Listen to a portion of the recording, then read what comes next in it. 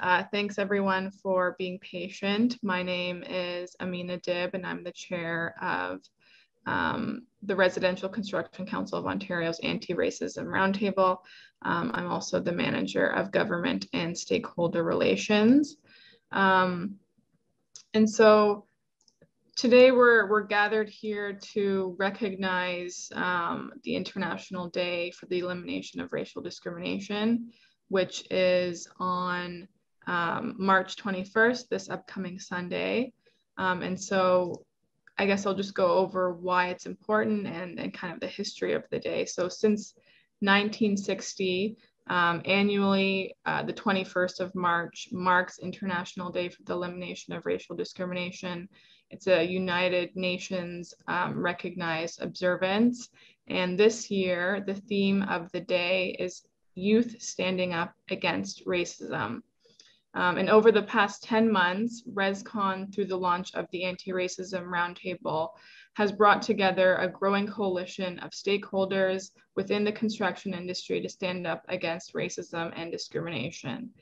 And through the roundtable, we're advocating for anti-discrimination and anti-racism training for workers, dedicated skilled trades training programs for BIPOC youth interested in careers in construction, and just generally raising awareness of the work that roundtable members are doing to combat racism and discrimination in the construction industry. And on that note, I see that our first special guest is here. I'll turn it over to Carly Maness, who is an Indigenous woman working for Hydro One as a grounds person and is soon to be a power line technician apprentice. Welcome, Carly.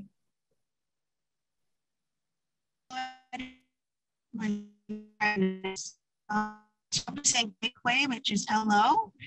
Carly Ndishnikas, that means my name. So I'm just basically saying hello, everyone. My name is Carly. I'm of the Bear Clan, and I'm from Pikwakanagan. Now, Pikwakanagan is a small reserve, just an hour and a half out of Ottawa, and it is made up of the Algonquin people. So first off, I'd like to thank you for the invite and to share and bring recognition to my culture for the purpose of eliminating racial discrimination. I'd like to bring up and recognize that we're currently in a huge land claim that has been going on since the mid-1980s. And this land claim stretches across Ontario from North Bay to Montreal and down to Kingston. It covers about 36,000 square kilometers. So as of now, everything settled within the territory is sitting on unceded Algonquin territory. And this is including the capital of our country. It is very important that our rights and natural resources and watersheds are preserved for us, as our territory is based on the Ottawa and Mattawa rivers. And they're used as a necessity for our trades and hunting and gatherings. We need to keep them there and protect them. So that, like I said, this land claim has been in the process since the mid-1980s. And to this day, it still has a few years before it's completed in this final stage. There's a lot of debate and topics going on about it. Definitely way more to say in 5 minutes, 10 minutes. But if you're interested, I definitely encourage you to take a look online, search it up. So as I'm currently working with Hydro One, and it's so great. They have a lot of policies and procedures to protect their workers from discrimination at the workplace. I love it here. Everyone is super friendly, and it feels good to work in a place where you don't have that discrimination or feel like there's hate or anything of that nature in the job. It makes everything fun and easygoing. I also got this job through an Indigenous training facility. It's called Kajita Meekum. They helped put me through this 14-week course. And that was with IHSA, the Infrastructure of Health and Safety Association. And they gave me the skills and the knowledge to be here today, which I'm eternally grateful for. It's hard being a woman working in the trades, and it's usually a man-run thing. Like, usually men are the only workers here. There's few women, and all I could say is that we need to get more women in the construction so we can prosper and earn our spot here too. Thanks. Does anybody have any questions? Thank you, Carly, and thanks for sharing your experience. And I see you're in your uniform, so I understand that you're working today, and you've taken time out of your day to speak to us and introduce yourself and your perspective as an Indigenous woman in the construction industry. So we appreciate your time, and so we're going to move on to our next guest, the Chief Prevention Officer for the Ministry of Labor, Training, and Skills Development. Welcome, Ron. And congratulations, Carly, on the Powerline program, and for IHSA being able to deliver that to Indigenous people. So that's wonderful. And thank you, Amina and Richard and Andrew and RESCON for your leadership in this file. And thanks for inviting me to speak on this day of significance. As Amina had indicated, that the International Day for the Elimination of Racial Discrimination is observed annually. And it's on the day that the police in Sharpeville, South Africa, opened fire and killed 69 people at a peaceful demonstration against apartheid, which passed laws in 1960. And regrettably, racism still is experienced daily in the workplace and in our society at large. So the recent anti-Black racist events here in Ontario and Canada and south of the border in the US has brought this issue to the forefront of our collective awareness, but again, it's been long-standing. And in Ontario, and even in this past week, we have incidents on construction sites which we're all well aware of. It may seem like we are at a point in history where racism is resurfacing, but the truth is it really never went away. But in that regard, I'm very proud of the construction sector and its rallied together in its response to this issue. And I'm also proud to be a standing member on RESCON's Anti-Racism Workplace Policies Subcommittee. Over the past, a couple of things have happened in the past, I would say since June, since the Floyd incident south of the border. It's created an awareness, and I'll speak about some of the activities that have happened within the government. It's really opened our eyes to say that we can no longer say we're working on it. We have to say we are speaking as one, we are working together, and our goal is set and clearly articulated.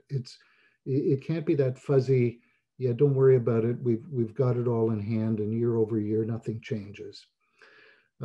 As you know, we have a prevention council. The prevention council is made up a number of people appointed by the minister, who advises both myself and the minister on matters concerning health and safety. And at the prevention council meeting in October, the council designated a large portion of the meeting to discussions and remarks around anti-racism, and more specifically, anti-Black racism, and notwithstanding the need to look at diversity and inclusion across the construction industry as well. And both our minister and our deputy minister provided remarks emphasizing the work that needs to be done both individually, systemically, and as a health and safety system. Ellis Dawn and Modern Niagara spoke about the prevalence of racism and discrimination within the construction sector, and presented to the council their current work and ongoing initiatives. And some of those projects included the further education of employees on issues and increasing awareness, reevaluating their current reporting mechanisms and creating new ways for employees to report acts of racism or discrimination in the way they feel safe in doing so, and working within communities where they have job sites to provide mentorship to youth, and addressing the wage gap across the board to ensure peoples of color are getting paid the same as their white colleagues who are in the same job position. The Prevention Council applauded the work of companies that and the work they're doing to address these issues in the workplace, and encouraged organization and health and safety partners to begin or continue to have important dialogue regarding the impact of systemic barriers on employees of color. And we all know so well that the government's initiatives in expanding the trades and filling the trade gap that's occurring over the next decade, in order to be successful, we have to deal with these issues right up front and quickly. At the beginning of the year, the Prevention Council set out an anti-Black racism statement to the health and safety system to encourage all of us to play a key role in fostering an environment that allows for open dialogue on historical roots and current events of anti-Black racism and discrimination. These conversations and changes can be difficult and uncomfortable, but you can lead the way by speaking openly about topics like racism and inequality. And it's, you know, as everybody knows the old adage, you can't work towards a solution until you admit you have a problem. And we have a problem. So within the ministry, and especially within the prevention system, we're doing the same thing. And let me just tell you a little bit quickly of some of the initiatives that my office has taken on.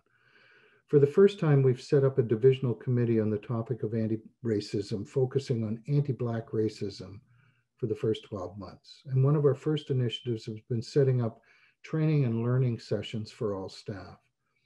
We polled within our ministry, we opened the dialogue on a confidential number, and over 500 people responded. And we got some really gut-wrenching information that opened our eyes regarding the systemic nature of racism that exists even within ministries. And these initiatives we've taken across the ministry, and I'm proud to say at this point we are taking it very seriously. And it's imperative that the ministry continues to encourage employers across the province to create safe places and to hold meaningful and ongoing dialogue about racism and discrimination in the workplace. And if we don't lead it, it's not going to happen. So we got to walk the talk as well. Employers need to understand their duties respecting workplace violence and workplace harassment within the Occupational Health and Safety Act, and our inspectors enforce these provisions during their workplace visits. Our government has embraced diversity and anti-racism in the workplace, while also recognizing the corrosive impacts of racism on individuals. Embracing and acknowledge these issues are not just a social imperative, but it's also a business imperative. Companies cannot exclude large segments of the population and hope to succeed. The Deputy Minister is proud to see the industry has confronted this issue and how the government is a wholeheartedly committed to helping to effect positive changes. The ministry is currently in the process of launching the province's next 5-year occupational health and safety strategy with the plan to release in the spring of 2021. Throughout the strategy, the ministry and our occupational health and safety system partners are committed to applying evidence and informed risk-based approaches to address health and safety issues. In order to better understand who's being impacted in the workplace by injury and illness, and to better support vulnerable workers across Ontario, we plan to collect data on known and suspected markers of vulnerability. This includes, for example, collecting data on gender, race, ingenuity, and disability and income.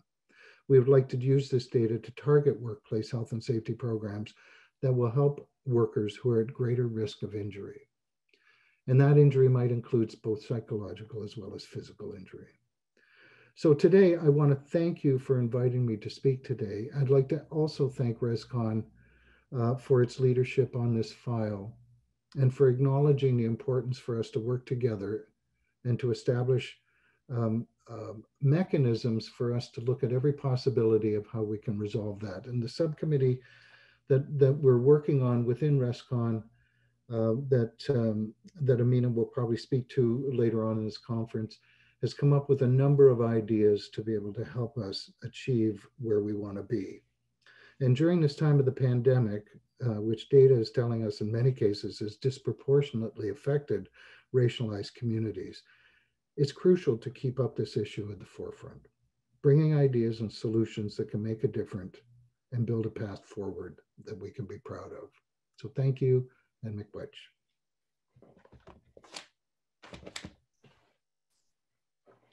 Thanks, Ron. Your involvement in RESCON's anti-racism efforts has been foundational, and as well as your commitment to the health and safety of every worker in the construction industry is much appreciated. Our next speaker, also from a health and safety perspective, is Michelle Roberts. She's the Director of Stakeholder and Client Engagement at the Infrastructure Health and Safety Association, also known as IHSA. Good afternoon. Thank you very much for including IHSA in this webinar. I'm hoping you can see my screen. Great, thank you for the acknowledgement. IHSA is one of the partners in Ontario's health and safety system, and we are a trusted resource for the construction, electrical utilities, and the transportation sector. And we are committed to improving the lives of Ontario workers and are proud of our role in helping to make Ontario one of the safest places to work in the world. IHSA acknowledges that threats and acts of racial discrimination and violence in Ontario and across the country are dehumanizing and unacceptable. They leave many workplace parties hurting, experiencing racial trauma, loss, and fear. The ability to recognize and address racism through fairness, empathy, mindfulness, and a commitment to equality and diversity are required in order to reject racism from our workplaces. We need to make room for all voices and perspectives in very constructive conversations. And as a health and safety leader, it is imperative that we encourage and support the creation of safe spaces to hold meaningful and ongoing dialogue about racism and discrimination. And to reaffirm our commitment to reject all forms of racism and discrimination, IHSA urges all Ontarians to do their part to speak up against racism and discrimination in our workplaces and in our communities. IHSA is committed to working with construction sector partners and having those critical conversations. And this is why I wanted to briefly share with you a series of resources that IHSA has available to help spark those much needed conversations in the workplace. So firstly, we have been expanding upon our existing toolkit that's available that addresses workplace violence and harassment and bullying. And most recently, we've added specific tools to address racial discrimination in the workplace. In this toolkit, you will find additional information, including guidelines, bulletins, an e-learning program, safety talk, as well as reference to other external resources that exist in the province of Ontario on the specific topic. In particular, we did release a bulletin, which is a 4-page document outlining IHSA's commitment to combating racism in the workplace and the need to foster workplaces of inclusion and equality. And we will continue to achieve this while partnering with key industry stakeholders like RESCON through the CARE program. The bulletin also provides a brief overview of the legal obligations employers have and the requirement to have strong workplace violence and harassment policies, procedures, and programs that address racism in the workplace. Additionally, to help with the conversation and to bring this to the forefront, we recently published our newest magazine, which is a quarterly publication, and we included an article on rejecting racism and the obligations that we have as employers in the province of Ontario under workplace legislation. It addresses the negative impact that racism has in our work environment, along with reminders of employers' legal obligations and the need to reinforce that racism is unacceptable behavior. It is a hazard to mental and physical safety. And like other preventable risks to physical safety or mental well-being in the workplace, employers need to have a zero tolerance policy on racism in the workplace. And most recently, we've just updated and launched a new safety talk to help spark that very important conversation that's required in the workplace. And this has just been published and released. It is titled Racial Discrimination in the Workplace. And it covers in high level, like our safety talk formats do, explaining what racial discrimination is and the fact that it is a form of workplace violence and harassment, the hazards and the dangers that it creates in our workplace, and most importantly, on critical controls and steps that workplace parties can take to combat racism. So things that it would include that we would love to spark that conversation and have a dialogue with our workers, to reinforcing that there is policies and procedures. What are they that the employer has rolled out? Recommended worker actions. So certainly reinforcement of acting respectfully, not engaging with behaviors. We want to be able to challenge some of those behaviors that we see in the workplace, become educated on how to support others, and also being an ally and strengthening the relationships, and certainly contributing to reporting incidents if racism or discrimination is happening in the workplace.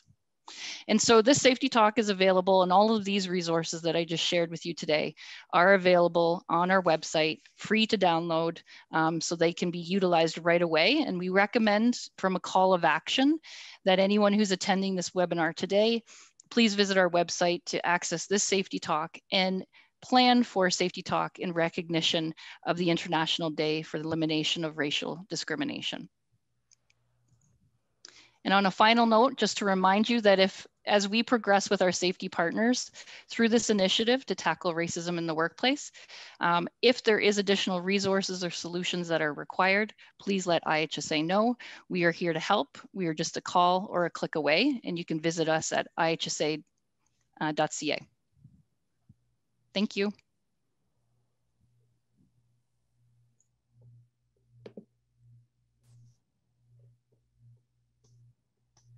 Thanks, Michelle. So like Michelle said, the resources are on the IHSA's website, and Andrew also shared that resource in the chat. But I'll also be sending this safety talk specifically to attendees with a call to action, like you said, Michelle, in recognition of International Day for the Elimination of Racial Discrimination. We have next Varney Thailand from the Toronto Community Benefits Network. She's leading the Building Diversity Awards and will detail the importance of the awards to our collective efforts in addressing racism and discrimination. So welcome, Varney. Thank you so much, Amina. Thank you for the invitation today. And I'm privileged to be here with all of you. And today I'm here to present Building Diversity Awards that is led by Toronto Community Benefits Network. My name is Varney Thailand. I am the manager of Community Benefits Programs at TCBN. So Toronto Community Benefits Network, it's a foundation of 120 labor coalition members, and it serves racialized communities across Toronto. The goal is to negotiate community benefits agreement to secure good jobs and economic opportunities for communities from investment in infrastructure and urban development. Some of the programs that we serve include some pre-apprenticeship programs for candidates who are looking for jobs in the construction industry. We have job opportunities that we find for professional, administrative, and technical positions. And there is social procurement and neighborhood and environment improvement services as well. So the community benefits agreements are legally binding documents that actually amplifies the benefits that the communities receive in large infrastructure projects, including economic opportunities and neighborhood improvements and social procurement, and also any other improvements that can come about using this agreement. We also assist the contractors with monitoring, evaluation, and enforcement mechanisms to ensure the agreements are complied. So the current 4 projects that TCBN is providing oversight to are Eglinton Crosstown LRT, Finch West LRT, Rexdale Casino Woodbine Expansion, and West Park Healthcare Center. The benefits of community benefits agreements not only benefit the communities, but it also benefits unions, contractors, subcontractors, and suppliers who are involved in these huge contracts, and also the government, in order to recognize the skill shortages, and they will be providing the support in order for us to implement programs in various aspects as well. Currently, TCBN has government-funded programs that we provide services for, in which we prepare candidates and we help them to access job opportunities in the construction industry.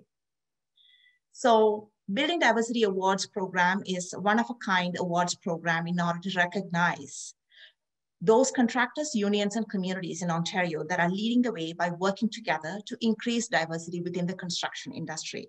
This award is in its inaugural year, and I'm proud to announce that RESCON is a proud sponsor, an award sponsor for this particular program this year. The Building Diversity Awards program builds the awareness of the role that Toronto Community Benefits Network plays in helping contractors and unions benefit from diversity. It promotes the use of world-class best practices that can be adapted to any industry, and it inspires the construction industry to do more in order to hire racialized folks such as women, newcomers, and indigenous communities, and so forth.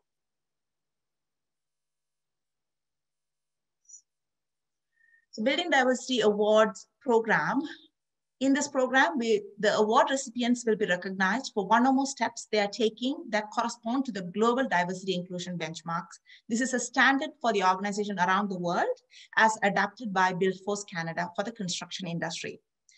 The award recipients will be eligible for assistance after the program ends in order to help them to develop a comprehensive plan to recruit, embrace the diversity of their local workforce.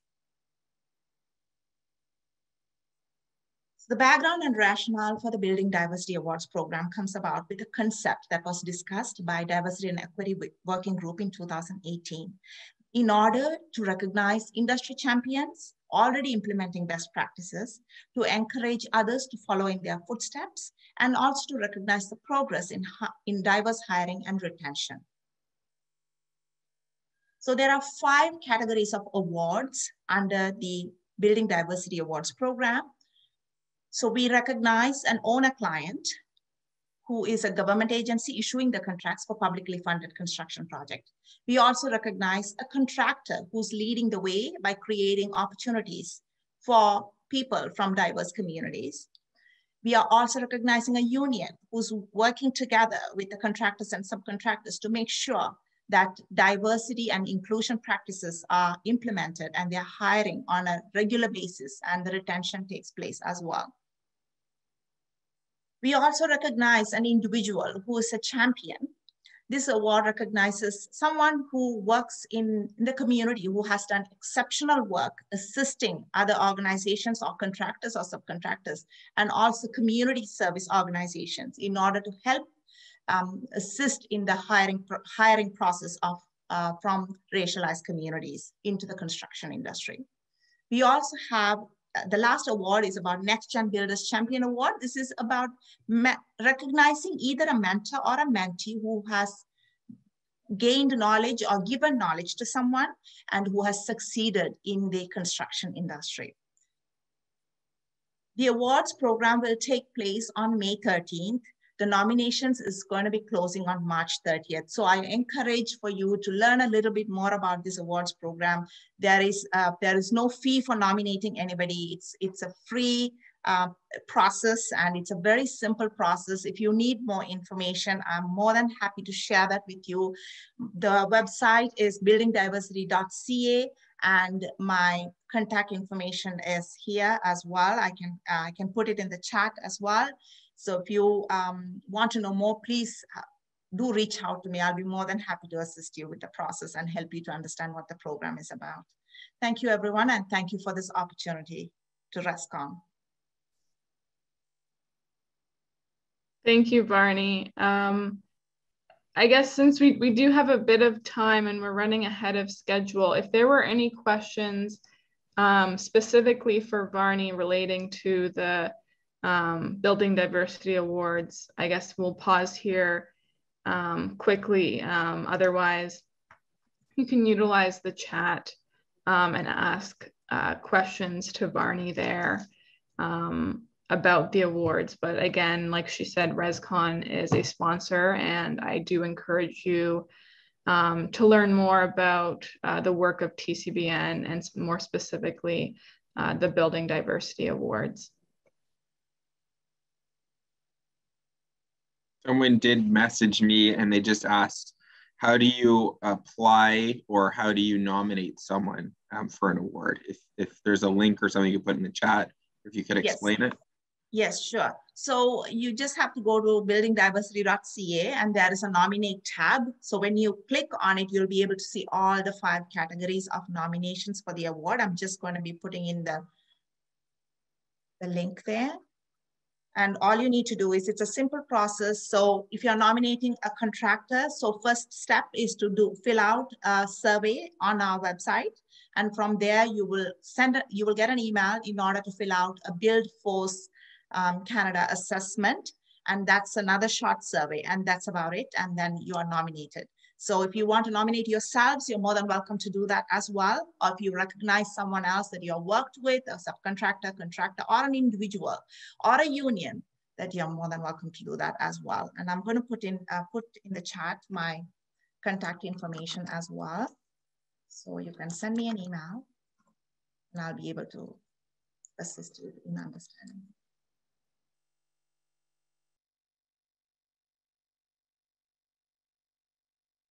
Thanks, Varney. There's also a question for you about if you're already a sponsor, you're already involved within the network. Are there marketing materials that partners can use to promote the awards in their newsletters or member emails? Absolutely. So we do have collateral materials that we have sent out already to our existing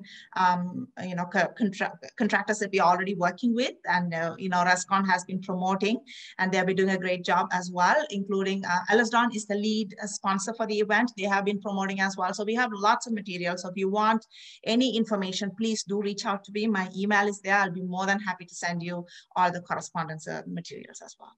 Perfect. And can you make sure that, I think you sent it to all panelists. Can you make sure you send it to all panelists and attendees? Because I don't think the attendees can see the link in the chat. Are you, unless maybe I can only do that.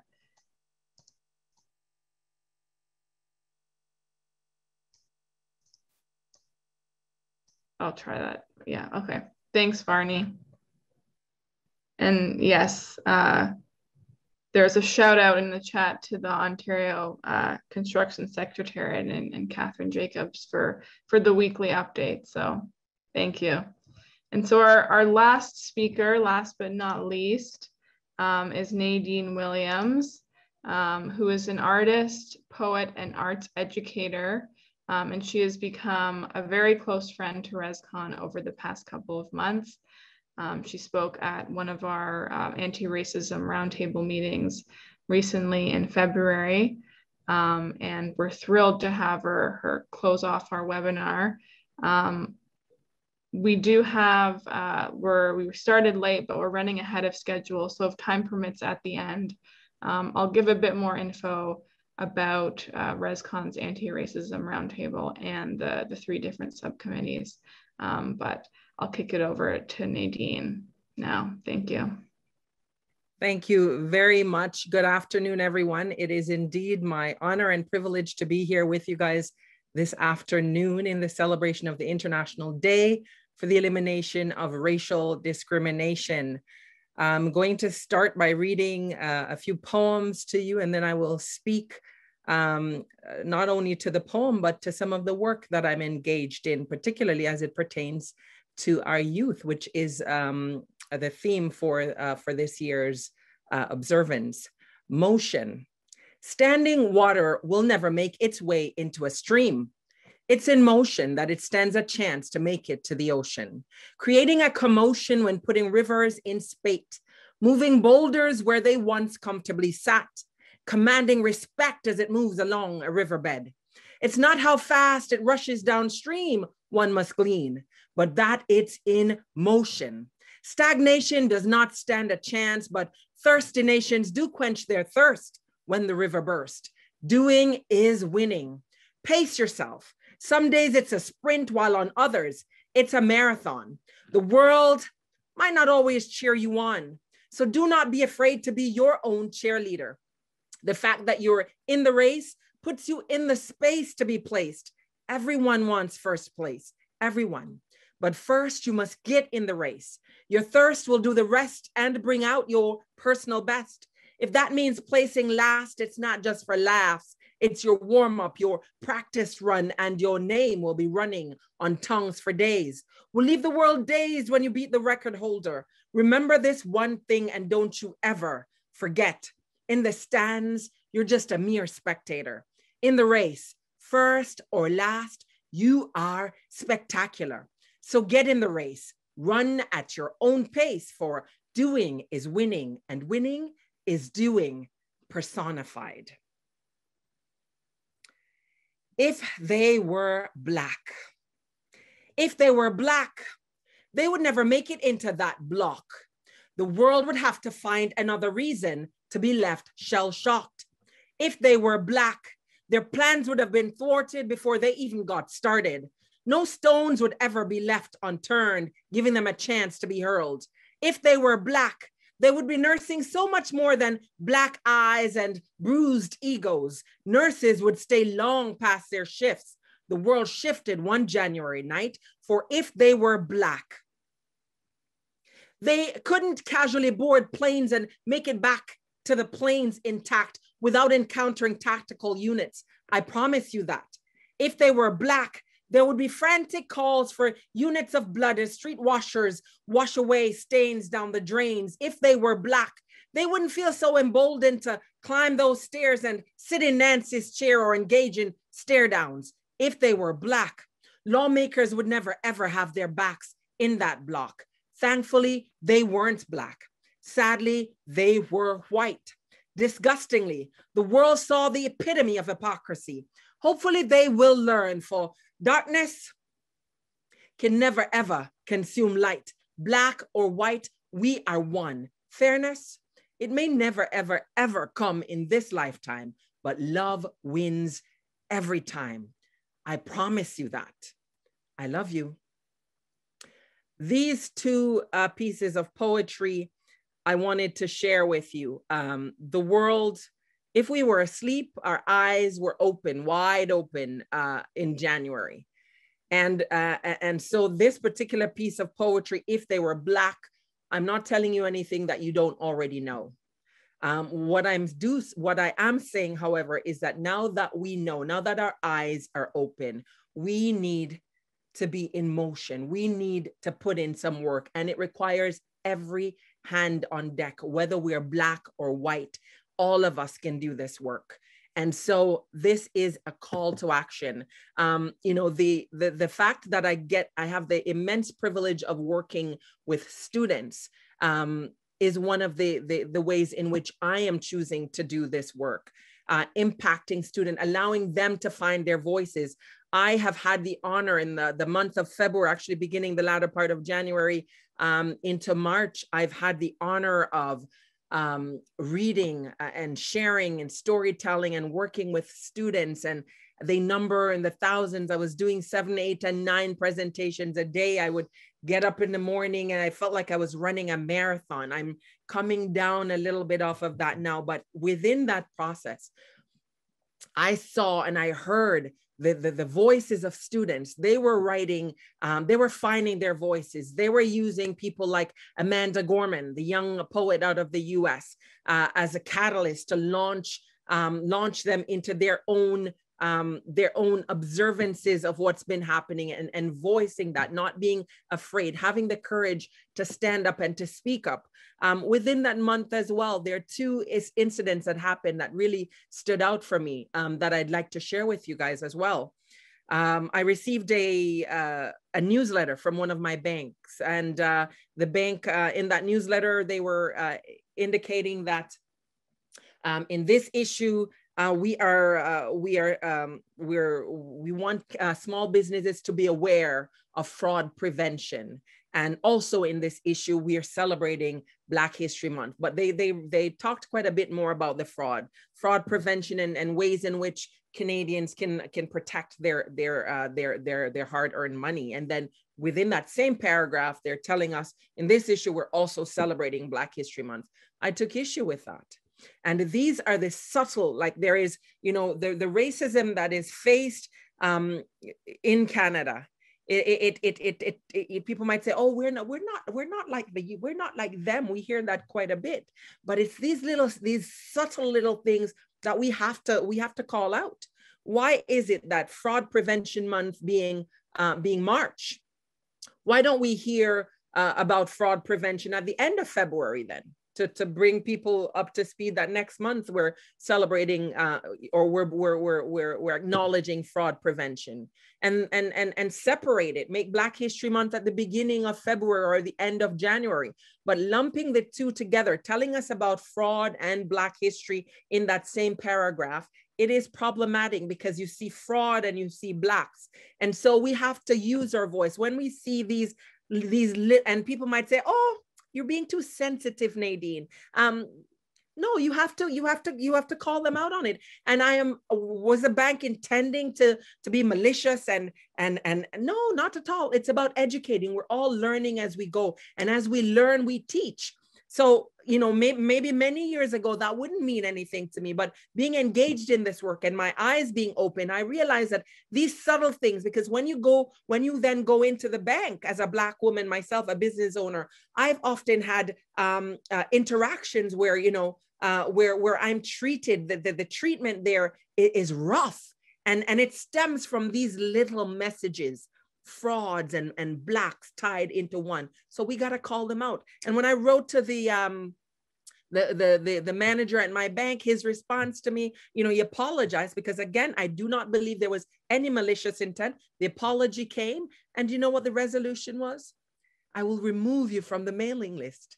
It flew right over his head. He'll remove me from the mailing list. So I'm now going to be penalized. The bank could be offering other things. I will no longer be aware of this because I'm now removed from the mailing list. And I could say, you know, thank you, my friend, and move right on. But no, that wasn't good enough. I escalated it because it needs to be addressed. It needs to get all the way up back to the marketing team where they can be cognizant of these messaging that's being sent out. And now I'm at the place where I'm sitting with the ombudsman. That's where it's gotten because the resolution wasn't satisfactory. We have to use our voices. We have to speak up. It might be the smallest things. And that's one thing. The other thing, I was on a panel discussion and there were two Black speakers, one at the top and one at the bottom, and interspersed throughout, there were Caucasian speakers and this older gentleman, a dignitary in the session, he says to he mentioned how struck he was at the eloquence of the Black speaker. Right away, that struck me as being, it struck a chord for me because, you know, he wasn't struck by the eloquence of all the other speakers, but he was struck by the eloquence of the Black speaker. And so right away, I made a little note. Would I jump on and say, hey, buddy, no, we have to use wisdom. And again, was this man ill-intentioned? Not at all. I'm sure he was coming from the most sincere place, but it is that he didn't realize it. At the very end, again, when the other Black speaker spoke. And so even if I wanted to dismiss it, I realized it was a pattern. When the other Black speaker spoke, again, he spoke of how struck he was at the eloquence of the speaker.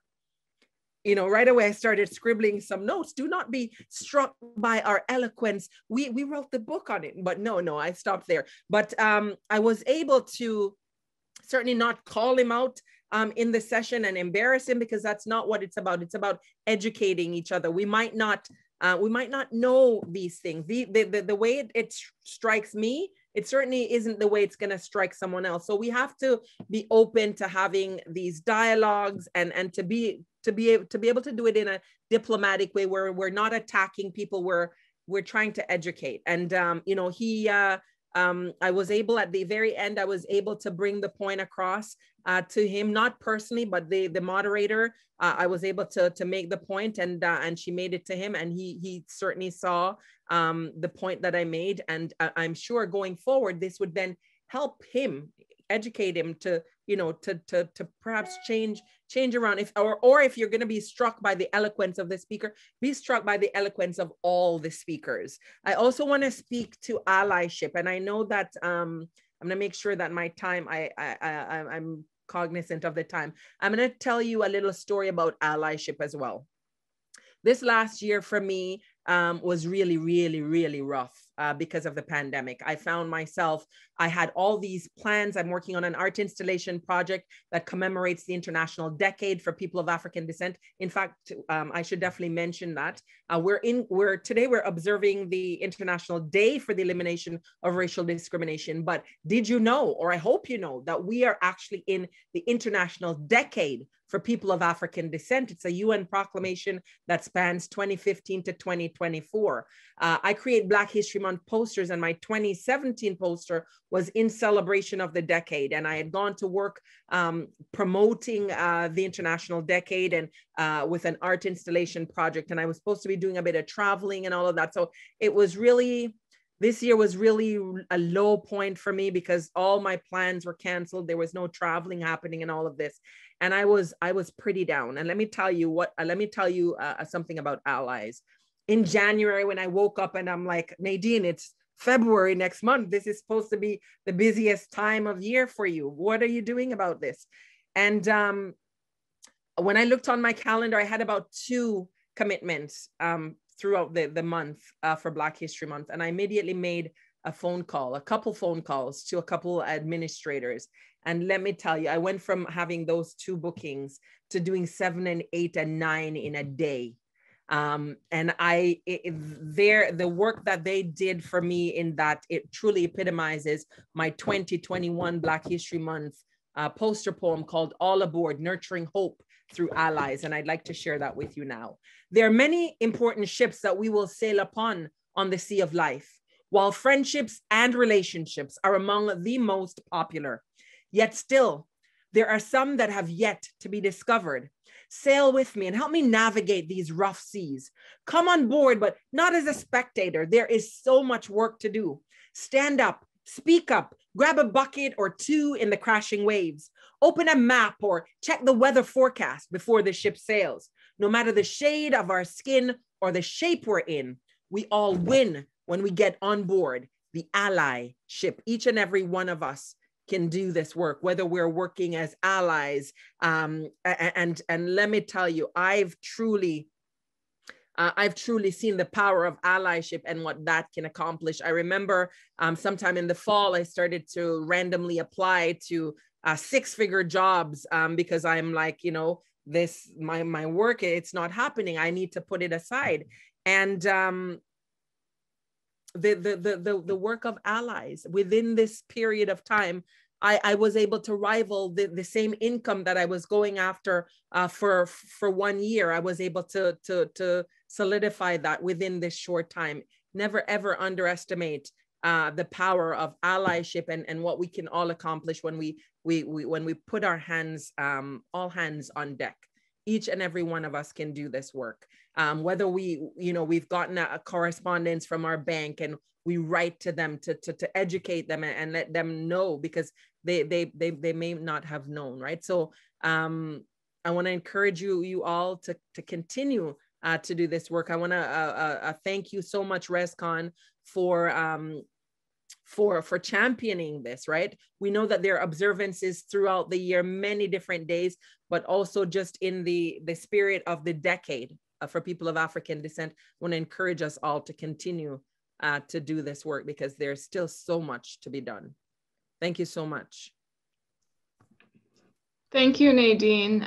Your words are always extremely powerful and meaningful. And one thing that you shared about your experience with the bank kind of made me reflect on how we need to be as an industry and just individually again, we need to foster more allyship, but we also need to be a bit more intentional in our actions. And I think being more intentional very broadly means a lot of different things, but I think it can change a lot of what we're doing.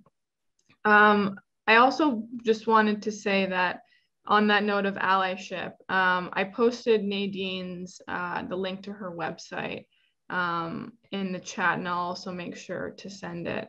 But we've had 5 different speakers who have all given their time here today to share some resources and share their experiences. And so I know a lot of people have come to me and said, oh, I don't know where to start, or how do I learn more about being anti-racist or anti-discrimination? And so use these resources that we're providing, be more intentional, and be an ally. Like Michelle said, there is a safety talk that they've developed, and that's kind of RESCON's call to action.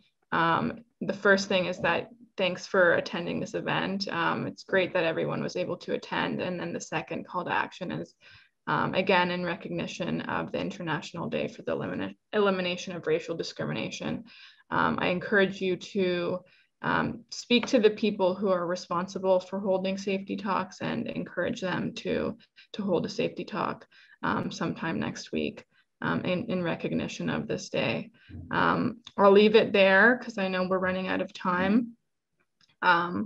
RESCON is doing a lot of work on the topic of anti-racism and anti-discrimination, but we do have a lot of work to continue to do, and we have a lot to accomplish. And this isn't just a 2021, 2020 thing. This is a strategic priority going forward. So we'll continue to update you on the roundtable and the subcommittees of the roundtable. And again, we'll make sure to share all of the resources that were discussed today. And please reach out to the speakers who generously devoted an hour of their time today to speak to us. Thank you.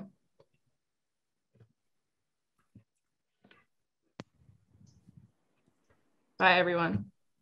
Bye. Bye. Thank you. Bye. Thank you. Thank you. Well done. Thanks, Michelle. Take care.